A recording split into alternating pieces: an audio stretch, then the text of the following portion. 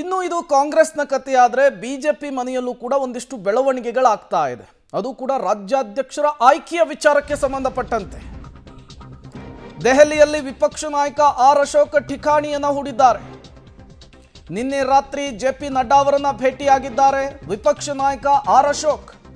3 ದಿನಗಳಲ್ಲಿ 9 ಜನ ವರಿಷ್ಠರು ಕೇಂದ್ರ ಸಚಿವರನ್ನ ಭೇಟಿ ಮಾಡಿದ್ದಾರೆ. Rajnath Singh, Dharmendra Pradhan, BL Santosh, HDK, JP Nadda ಮತ್ತಿತರನ್ನ ಭೇಟಿ ಮಾಡಿ ಚರ್ಚೆ ನಡೆಸಿದ್ದಾರೆ. ಅಶೋಕ್ ರಾಜ್ಯಾಧ್ಯಕ್ಷರ ಬಗ್ಗೆ ಚರ್ಚೆ ಆಗ್ತಿಲ್ಲ, ನಾನು ಆ ರೇಸ್ನಲ್ಲಿಲ್ಲ.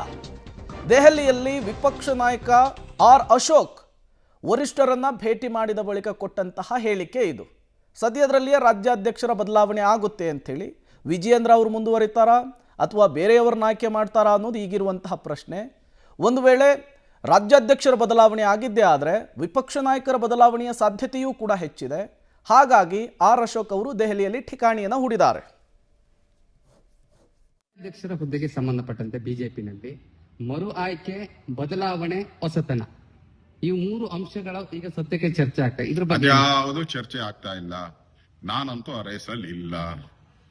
ಅದ್ಯಾವುದು ಚರ್ಚೆ ಆಗ್ತಾ ಇಲ್ಲ. ನಾನಂತೂ ಆ ರೇಸಲ್ಲಿ ಇಲ್ಲ. ಈ ತರದ ಚರ್ಚೆ ಯಾವುದೂ ಇಲ್ಲ. ರಾಜ್ಯಾಧ್ಯಕ್ಷರ ಹುದ್ದೆಗೆ ಸಂಬಂಧಪಟ್ಟಂತೆ ಬಿಜೆಪಿನಲ್ಲಿ ಮರು ಆಯ್ಕೆ, ಬದಲಾವಣೆ, ಹೊಸತನ, ಈ 3 ಅಂಶಗಳ ಈಗ ಸದ್ಯಕ್ಕೆ ಚರ್ಚೆ ಆಗ್ತಾ ಇದ್ರ ಬಗ್ಗೆ ಅದ್ಯಾವುದು ಚರ್ಚೆ ಆಗ್ತಾ ಇಲ್ಲ. ನಾನಂತೂ ಆ ರೇಸಲ್ಲಿ ಇಲ್ಲ. ಅದ್ಯಾವುದು ಚರ್ಚೆ ಆಗ್ತಾ ಇಲ್ಲ. ನಾನಂತೂ ಆ ರೇಸಲ್ಲಿ ಇಲ್ಲ.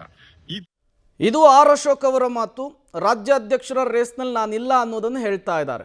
ಬಟ್ ವಿಪಕ್ಷ ನಾಯಕನ ಸ್ಥಾನವನ್ನು ಉಳಿಸಿಕೊಳ್ಳುವಂತಹ ನಿಟ್ಟಿನಲ್ಲಿ ದೆಹಲಿಯಲ್ಲಿ ಕೂತು ಕಸರತ್ತನ್ನು ಮಾಡ್ತಾ ಹಂಗೆ ಕಾಣಿಸ್ತಾ ಇದೆ. ಹಾಗಾಗಿಯೇ ಕೇಂದ್ರದ ಸಾಲು ನಾಯಕರುಗಳನ್ನು ಭೇಟಿ ಮಾಡಿದ್ದಾರೆ ಆರ್ ಅಶೋಕ್ ಅನ್ನುವಂತಹ ಚರ್ಚೆಗಳು ಕೂಡ ನಡೀತಾ ಇದೆ.